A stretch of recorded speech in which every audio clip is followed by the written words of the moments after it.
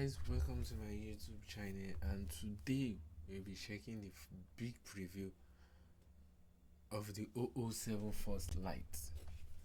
Like, they did this preview yesterday. I wanted to make the video, but I feel like it was way too long because it was a live video and I was also streaming, so I could not do it. So today I'll do it and I'll upload it immediately. So without further ado, let's check it out. Clear the road! This is probably a combination of action and, some of the elements from Hitman. It's probably the most complex game. No dull moments in James Bond games, so this is gonna be a good game for us. We've done. James Bond, Indiana Jones, Lara Croft, Nathan Drake. Each of these iconic globetrotters was inspired by the one created before them. Now, that pattern comes full circle, with IO Interactive's 007 First Light channeling the action movies. It's the same people that made those games. I've not played Indiana Jones. Yeah. Spirit of Naughty Dog's Uncharted series. But that circle forms a coin, much like the one IOI's other iconic leading man keeps in his pocket, with two distinct sides. Agent 47's DNA runs deep in the developer's new James Bond origin story, to the point that if the charismatic British spy himself sported a barcode on the back of his head, you'd likely scan it and find out he'd been engineered on the same production line. From what I've seen of 007 First Light so far, and from talking to the team at IOI, it's set to be an exciting blend of Hitman's signature. Yeah, the game is looking more like Hitman, but interesting and fun part of Hitman, because Hitman was kind of a serious game. I'm not gonna lie, Hitman was like a serious mission game. But I know you guys are a big fan of James Bond, and this is gonna be so good. Do-it-yourself gameplay and a brand of cinematic spectacle you'd hope for from one of film's And most enduring. You get to drive. Hopefully, I hope they actually like add these cars to it. All those all those technology cars with all the gadgets in it and all that. Series. Or do we get to just drive ordinary cars? Right! Don't have to lift off now! You were warned. First Light is all about earning that famous number, 007. But before the number, there's a name, James Bond. And behind that name lies another, Patrick Gibson. Casting for Britain's most famous spy is always a hot topic, but the 30-year-old Gibson instantly looks and sounds the part, stepping into the shoes of the youngest Bond ever put to screen. I'll flank them. We need to keep that plane on the ground. Chat, let me know if you guys want us to play this At game. 26, this version of Ian Fleming's iconic hero is already confident and I'm charming. really interested in playing this game, as in like doing a marathon on this game. Comment down below if you want us, because I will love to run this game, to be honest. But with a Really dash can't of force brashness. Wonder if you could help me. First Hitman game we're gonna play, you know what I'm saying? Certainly try, sir. A wrinkle of immaturity that's not yet been ironed out. This isn't the experienced steely Bond that Daniel Craig most recently gave us, but one very much at the start of his career. Like I Ken said, Banks.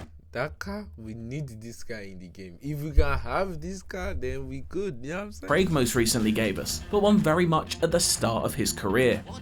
Ken Banks, penetration tester. I need to have a stern word with your manager. Good to have you on the team.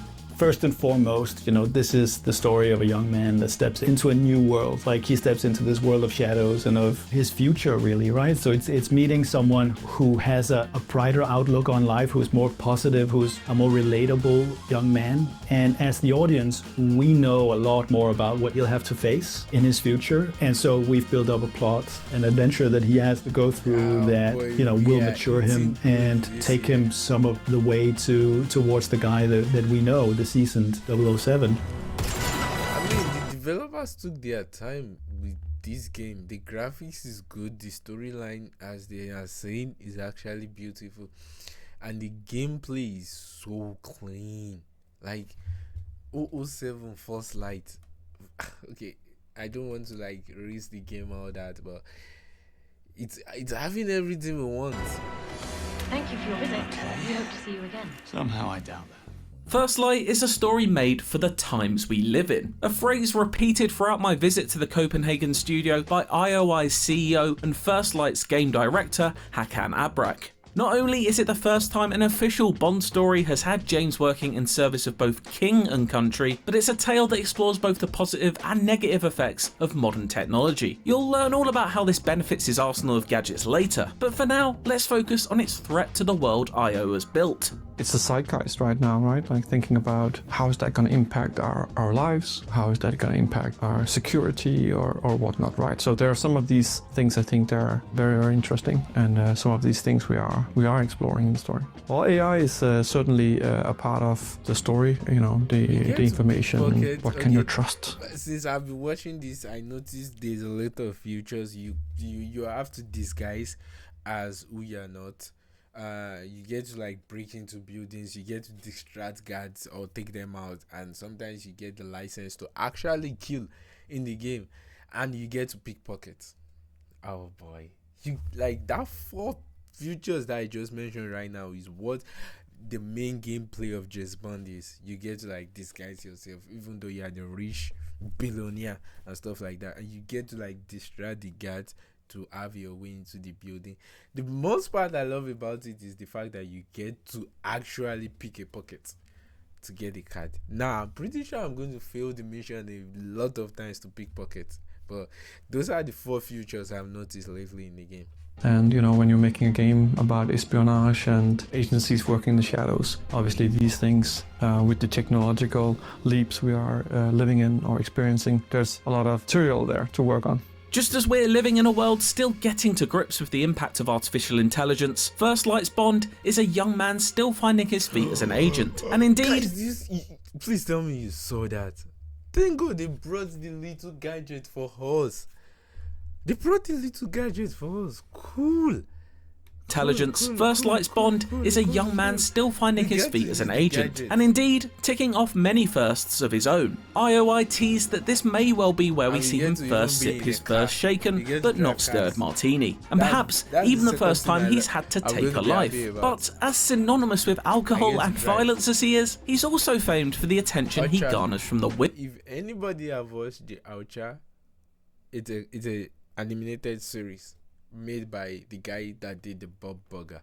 If you guys watch it, that's what this is giving, because same as Archer is a very good agent, goes on mission, pickpocket, does everything, violence, alcoholic, gamble. You guys should check it out. But that's what it's giving. Apart from the Hitman vibe, it's giving the Archer's vibe. Women in his life. A woman? In terms of firsts in that department, well, IOI confirms that such a lifestyle is well and truly underway. I think it would be weirdly cool to say, well, this guy is, he's celibate and he's like, he's a very charming mid to late 20s guy. Obviously, yes, he has the experience with the opposite sex for sure. That said, so he has this easy charm. I'm not sure he's necessarily super aware of it though. Like it's not weaponized in the way that it is for an older Bond that will use this for manipulation or to further his goals. Like in that way, he's a lot more like a regular bloke. And you are? You get to lie. Sorry for the wait.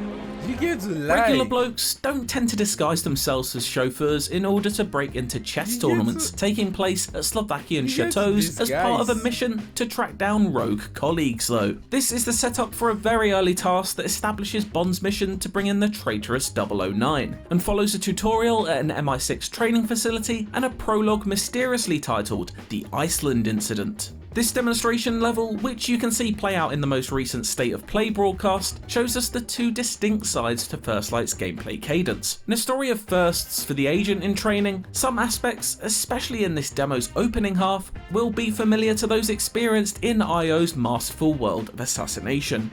It doesn't necessarily walk around with coins and throw them. Bond is a lot more impulsive. There might be things around him. It's a much more front-footed experience. He might, just grab something to use for distraction. Bond is more expressive, more charming, more, in that way. So he, maybe he can whisper something to distract the enemies to a certain place that he wants them to go to. When denied entry to the chateau, such a possibility may present itself, You get as there are a distracted. number of different opportunities hidden around for you to uncover. I'm showing an example where Bond sneaks past some guards in order to steal a lighter. He uses it to set some nearby leaves on fire, creating a distraction which relocates a nearby guard, allowing James to clamber up to an open window unseen. Another way I'm told would be to simply pickpocket an invitation from a guest. You see, that was the future that I was see. mentioning. We get to do all these crazy things while being on the mission. But there's several different routes to do that, and each route there's several different ways to do that. You know, whether you want to use your gadgetry or fisticuffs, or you want stealth, or use your instincts and your charm to get to where you want to go. This is probably a combination of action and, you know, some of the elements from Hitman. It's probably the most complex game we've done. Of course, for all of its incredibly intelligent, systemic and level design, Hitman has always been very I don't know silly. if it's me, but the more I'm watching this, the more I'm noticing that there's a little bit of keys, features that they actually kept in this game for us. Even though it's a big preview, they took their time with the details of the game. So now we see example. He actually killed the guy. Let's just call it knock him cold though. And then he goes to the door, close the door, and essentially sabotage the door so the other guy don't comes out. And you can also scan through the wall to see if the guard is coming or if he actually notices you. That tone translates directly And into you can Bond. actually These come two out. series So- share a love of quippy one-liners and an abundance of comical deaths. Bye, Dad. Oh, shoot! Oh my god! Is there anyone who can help? Please! Albeit with James delivering them with a much more knowing wink, seemingly always playing to an audience. I need to find Saunders. There's a chance the suspect is dressed as security. The bastard could be hiding right under your noses.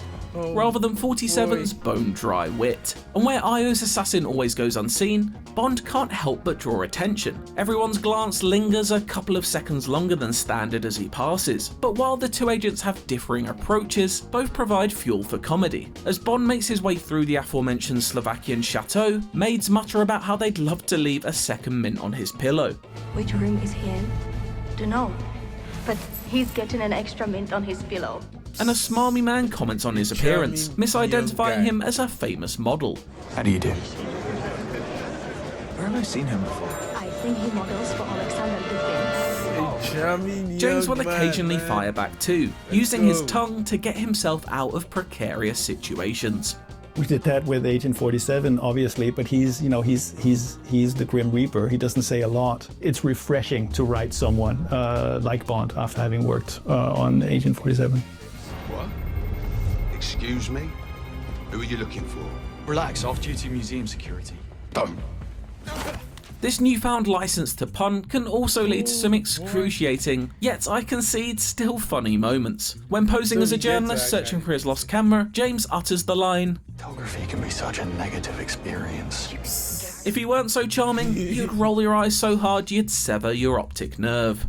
This personable nature going to also love this directly game. feeds into We are going gameplay, to and love how this disguises play less of an essential part in 007 First Light compared to Hitman. Bond has no problem walking up to a stranger and declaring who he is so that he may disarm through charm. And We get to steal it. We get to pickpockets.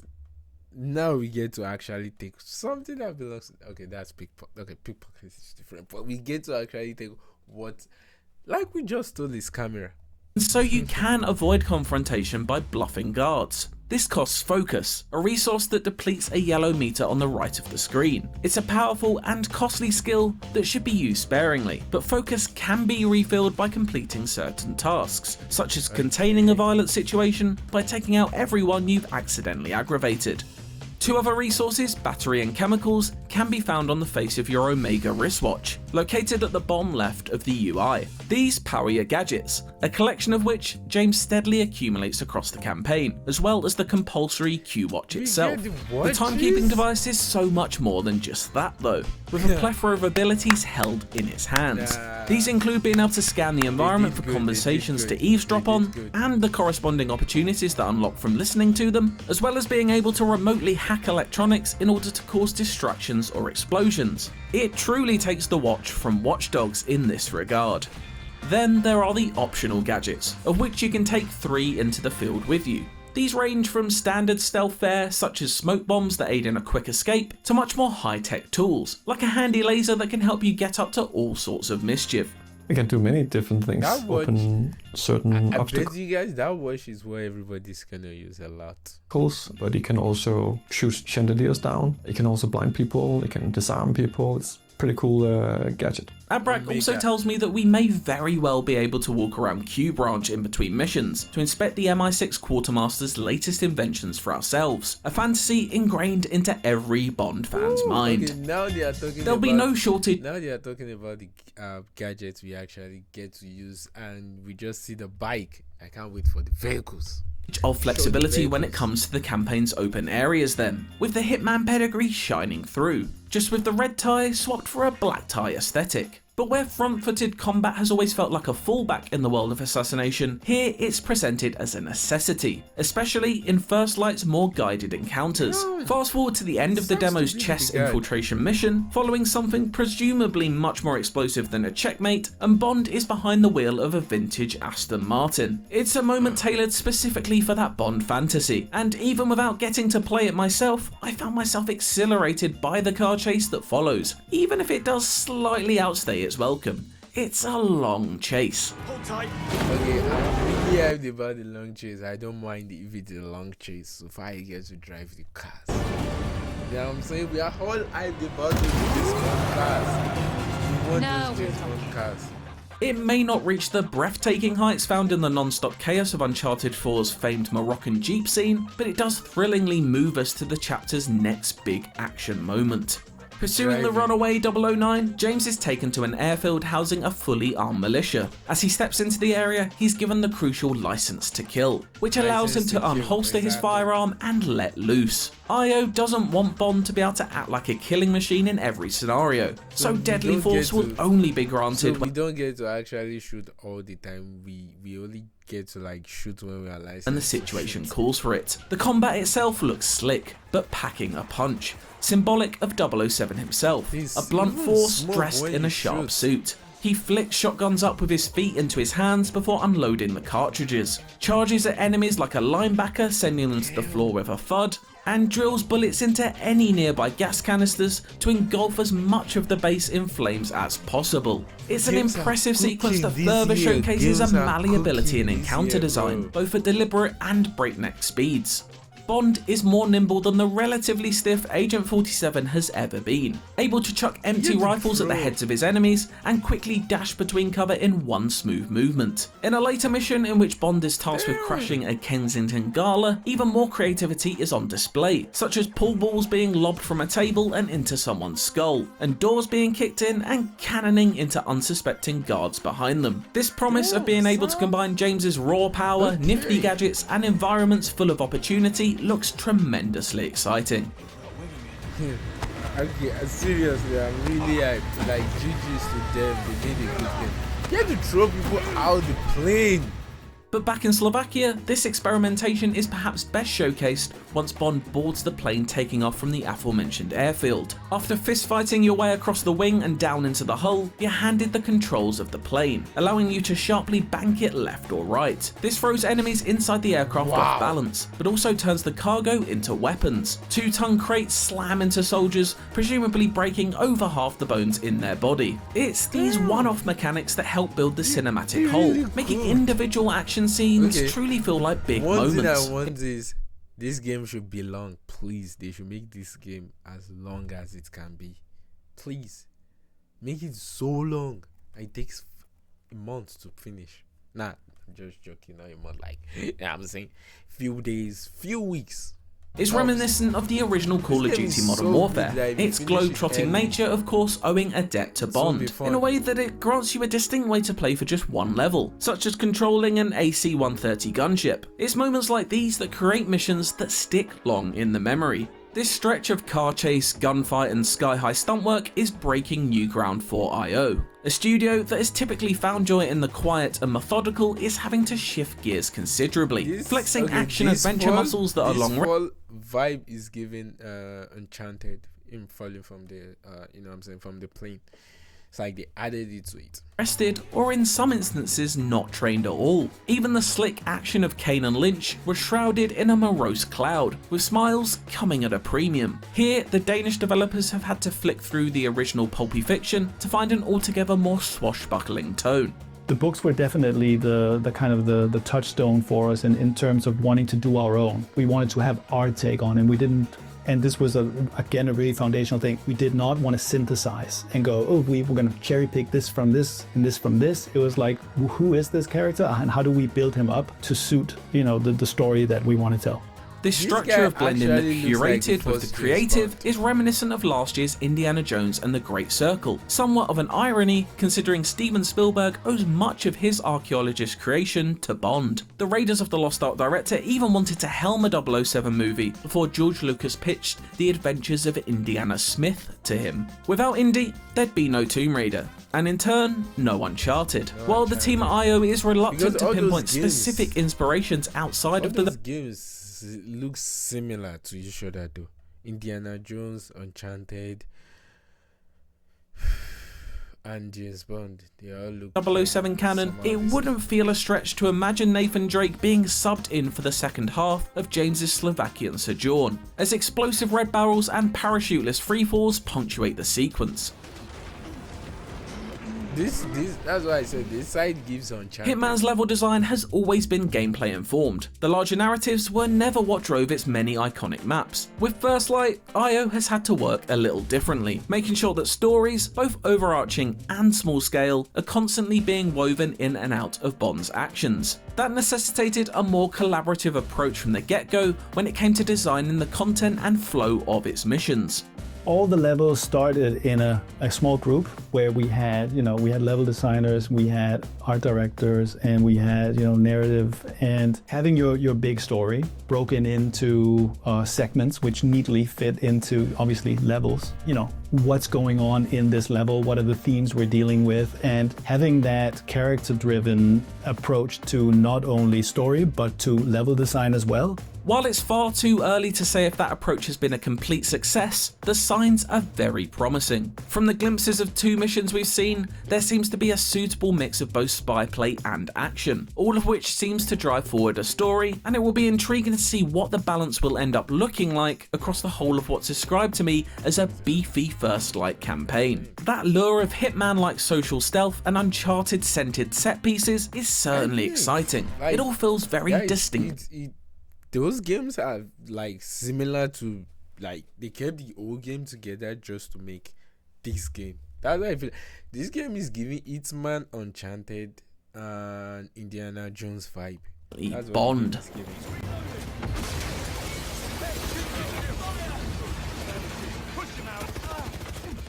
If there was anything above all else that I learned from my day in Denmark, it is that there's a distinct reverence for the legacy of 007 at IO, and the desire to make the first truly original game in the Spy's canon as authentic yet fresh as possible. A decade or so ago, there was a time when a cinematic game was thought of as something new and exciting. But now it feels like every single-player AAA venture is steeped in incredibly detailed cutscenes and narratives that elegantly weave in and out of gameplay. Creating something unseen in this genre is getting increasingly harder to achieve. I've not played like a 007 before, so I feel like this is my first ever 007 game that I'll ever make a video about or I'll ever get interested in. Like this one in 2025, they did good. I don't know about the whole 007, but in this one that they definitely did for us is more enough to say, oh, they made a very, very good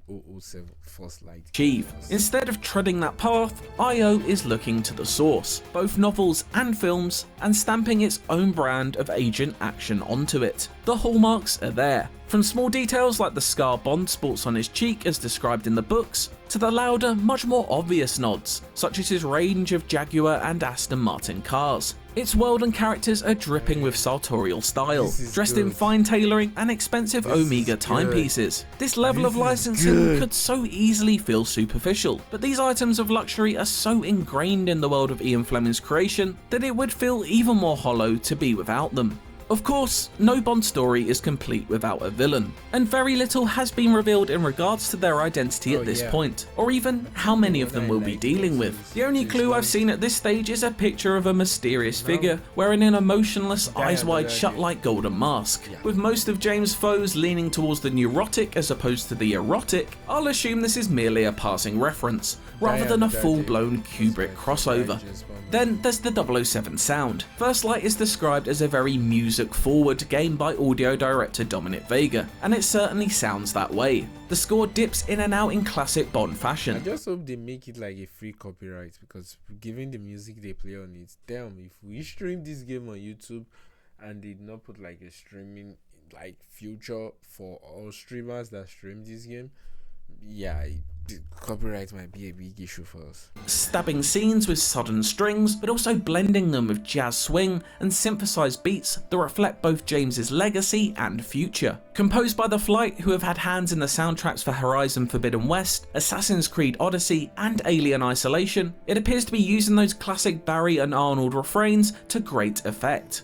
Oh, and then there's the matter of a theme song, which, although not directly confirmed by IO, was very heavily hinted at to exist by Abrak and the team. It simply wouldn't be a Bond adventure without one, would it?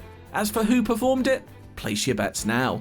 If you can't tell by now, I'm extremely excited by the prospect of 007 First Light. It's shaping up to be exactly what I thought and wanted it to be when IO first announced its partnership with the license. The Hitman DNA that I and so many others love so much is there, all the way down to the mission briefings presented in a very World of Assassination way, just with Moneypenny taking over mic duties from Diana, but with that distinct Bond iconography that's kept the series so beloved for over 7 decades. While I'm pleased to see elements of Naughty Dog's industry-shaping series seeping in here, I'm even more glad to see that First Light isn't just Uncharted but Bond. IO Interactive has given us some of the most compelling, systematically engaging gameplay of the last decade, and to see that there's plenty of Hitman agency here is more than enticing. I'm left very hopeful, and while we remain in the dark as to what shape Denis Villeneuve's upcoming Bond film will take, First Light is looking like a very bright prospect for the future of Britain's most famous spying export. Got any burning questions about 007 First Light? Ask them in the comments below, and I'll do my best to answer them for you in the next few days. For more from First Light, check out the latest trailer, and for everything else, stick with IGN. To be honest, I love doing my review of games from IGN because they explain the game really well. Unless I want to do like the launch trailer of the game, then I do it from their own app, from the YouTube game YouTube, but IGN explains it well. So if you guys have comment below about this game, to be honest, I'm excited about this game. I'm not gonna lie. This is my first 007 Light. Comment down below if you guys want us to actually play this game as a marathon, because playing this game like skip days, it makes no sense. You gotta play this game like speed over this game, you know what I'm saying? Like, this is everything we want from an agent game, from like an agency game, from like, you know, a game that deals with assassination, stealth, pickpocket, disguising, sabotage, everything. This is the type of game you want. But if you guys have any comment down below your thought about this game, and I'll reply to you guys, and I'll see you guys. That's the car. And if you guys want to watch the video, and if you guys are new, don't forget to subscribe to my YouTube channel, and I'll see you guys on the next video. A head start. You need to cut some corners. Careful what you wish for.